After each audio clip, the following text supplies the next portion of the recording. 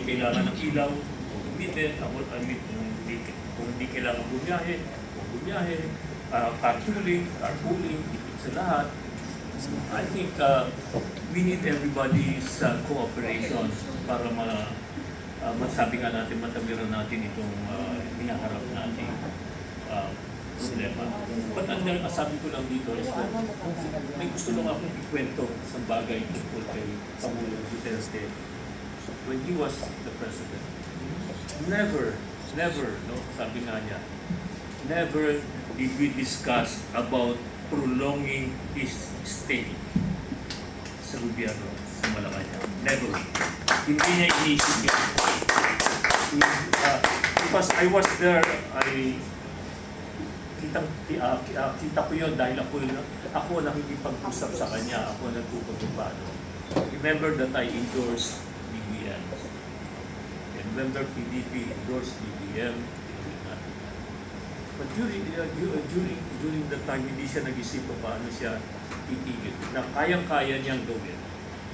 At sa pagmamahal niya sa Pilipinas, pagmamahal niya sa mga tao, ito marirelay ko first hand sa inyo. In January 2025, nagkahanda ng magkagulo. Siya ang hinihintay. Kausap ko, Mayor, because I always told him, Mayor, nag-meeting kami, tapos sa Davao. Ngayon ba, may nag-uusap ba kayong dalawa ng administration, ni BBM? Wala. Sabi ko, tapos sabi ko ganyan, kasi ako nakausap ng mga tao na para sabihin na, tutuloy ba natin ito? Sabihin na ganyan.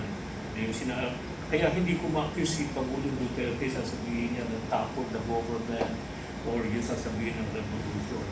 Okay. Because, I remember that January 2025, sabi Mayor, nagtatanong ang mga tao, sabi niya sa akin, alaman mo, Al, tayo lahat Pilipino, pagka pa dyan, maraming masasaktan, maraming mamamatay.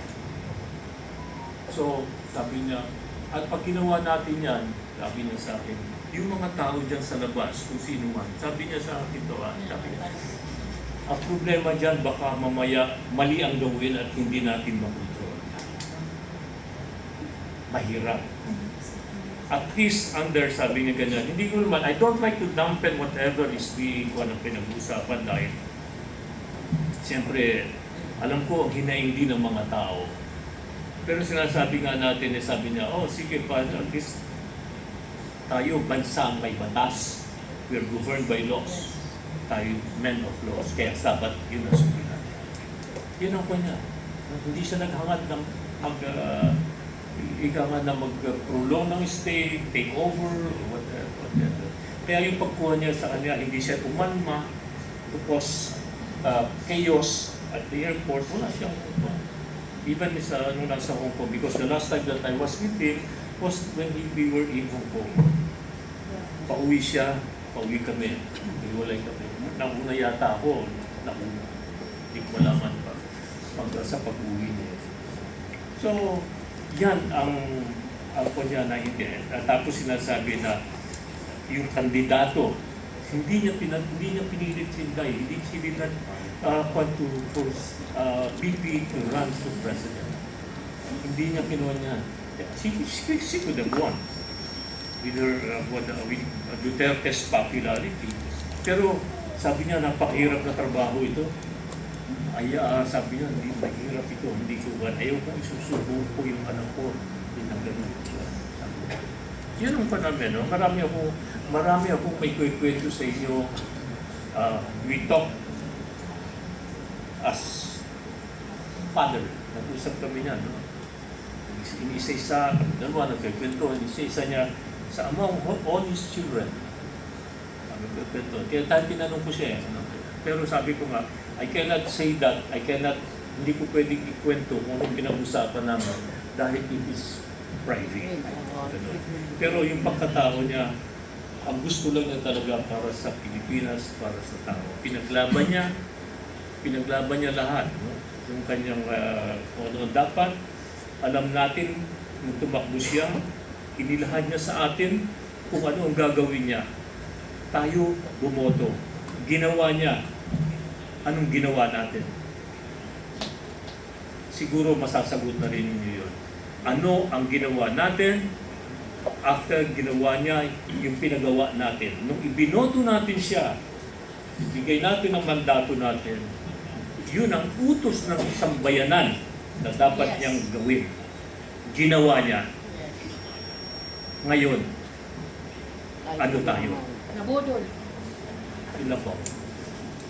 Si BBM nagbudol sa atin. Very well said. Nakakaiyak, ano? Alam ninyo, nung panahon po ng Pangulong Duterte, laging nagsising in sa mind namin lahat at lagi mong dapat tandaan, when given a chance to serve, take advantage. Dahil hindi po lahat nabibigyan ng pagkakataon na makapaglingkod sa bayan. Ito po ay isang blessing. Di po ba? And take advantage of your temporary position to do what is right. Kaya nga that time, meron siyang build program. And after the next administration, what happened? Budol. Di ba? Budol. Kasi, it's also a sign of parang Budol. napupolitika or insecurity. Di ba dapat pag maganda, ituloy? Pag pangit, ihinto? Noong panahon ni Duterte, walang nahintong maganda. Bagkos yung mga illegal, yung pangit, at hindi ka pakinabang sa ating bansa, yun lamang ang nahinto. Kaya nga dito mo makikita at matitimbang ang tama sa mali, ang kasinungalingan sa katotohanan, and of course, yung tapang at malasakit na ayaw ng mga Mangad. alam niyo na. And that's the reason why we have problem now. Sinong nagdurusa? Ang taong bayan. Lagi ginagamit pag sila po ay meron pong mga gagawin, tatakbo, taong bayan. Ang taong bayan ay gasgas na salita at pangalan na. Bakit natin hindi panindigan na ang taong bayan ang dapat maging prioridad para sa ating paninindigan na labanan ng katiwalian? Lalong-lalo na,